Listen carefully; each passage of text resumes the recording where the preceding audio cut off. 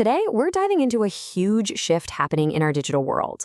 We're talking about the move from just having endless copies of things to having real, provable ownership.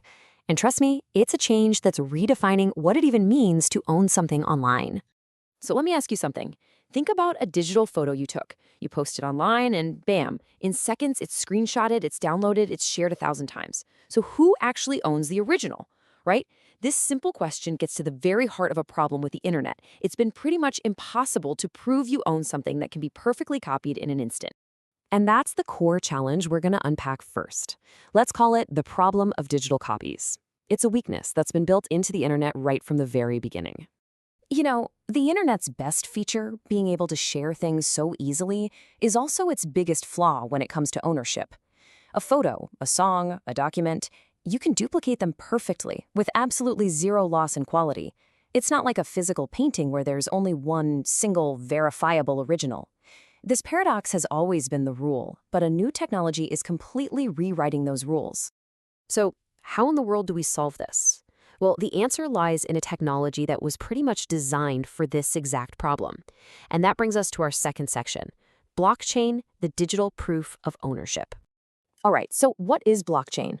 The simplest way to think about it is like a global digital record book that's shared and synced across thousands of computers. Now, when a transaction happens, say who owns a specific digital file, it gets recorded with this unique cryptographic identity that cannot be copied, changed, or deleted, ever. It's kind of like having a universal notary that's validating ownership for everyone, everywhere, all at the same time. Okay, so what blockchain brings to the table can really be broken down into 4 superpowers. First up, proof of ownership. It uses some serious cryptography to prove, without a doubt, who owns what. Second, you've got transfer mechanisms. This lets you send an asset directly to someone else super securely with no bank or middleman needed. Third is transparency. The asset's entire life story is public and permanent for anyone to see. And finally, programmability. This is where it gets really cool. You can build rules right into the asset itself, like an artist automatically getting a royalty payment every single time their digital art gets resold. Now, these 4 superpowers don't just make old files better, they actually create entirely new types of value.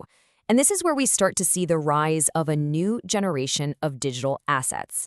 First, we have NFTs, which I'm sure you've heard about. These are basically one-of-a-kind digital things, like a piece of art or a collectible. Then we've got RWAs, which stands for real-world assets. This is where you take a physical thing, like an entire building, and you issue digital shares of it on the blockchain. And finally, you have hybrid assets, which are brilliant because they connect a physical product to a digital token, kind of like a permanent digital certificate of authenticity for a luxury watch. So here's the real difference in a nutshell. With traditional assets, figuring out ownership can be a bit of a mess, and verifying it is slow and expensive. With blockchain assets, ownership is mathematically provable, and you can verify it instantly. Things that were once really hard to sell, like a tiny piece of a building, suddenly become easy to trade and available to everyone.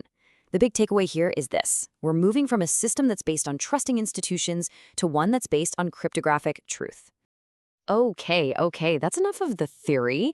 Let's get to the fun part and see how this technology is already being used out there in the real world to solve some very real problems. Let's kick things off with education. A massive headache for universities and employers is diploma fraud.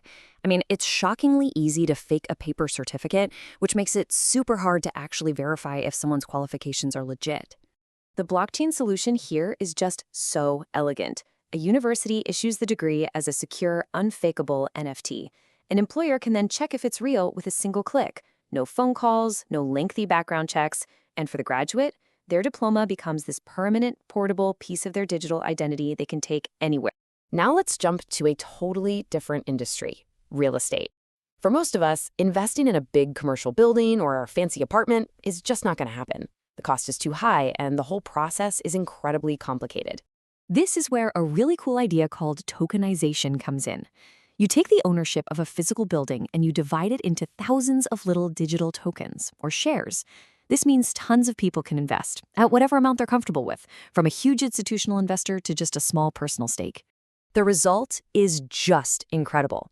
You can literally own a digital brick of a skyscraper and get your share of the rental income paid to you automatically. This completely blows the doors open on real estate investing, making it available to pretty much everyone and creating a way more active market. Okay, here's a question I think we've all asked ourselves at the grocery store. You see a label that says organic, but how can you really be sure? How can you trust the entire journey that product took to end up on that shelf? Well, with blockchain, we can create a totally transparent digital passport for that product. Every single step, from getting its organic stamp of approval at the farm, to the conditions it was shipped in, to how long it sat in a warehouse, all of it is permanently recorded on a ledger that no one can ever change. And here's the best part. For you, the person buying it, you just pull out your phone, scan a QR code on the package, and boom, the product's entire verified history pops up right on your screen. No more blindly trusting a label. You get provable facts about where your food came from. It's transparency on a level we've just never had before. These examples, from diplomas to real estate to our food, they're really just the beginning. They're all pointing toward a much bigger idea, a tokenized future. I mean, just imagine smart cities where you use tokens to pay for public transport or electricity. Or what about Internet of Things devices, like your self-driving car, that can just automatically pay for its own charging or tolls? We're also seeing the rise of self-sovereign digital identity, which would finally give you full control over your own personal data. And the idea of combining all these verifiable assets with AI to manage things autonomously, it's, well, it's pretty mind-bending.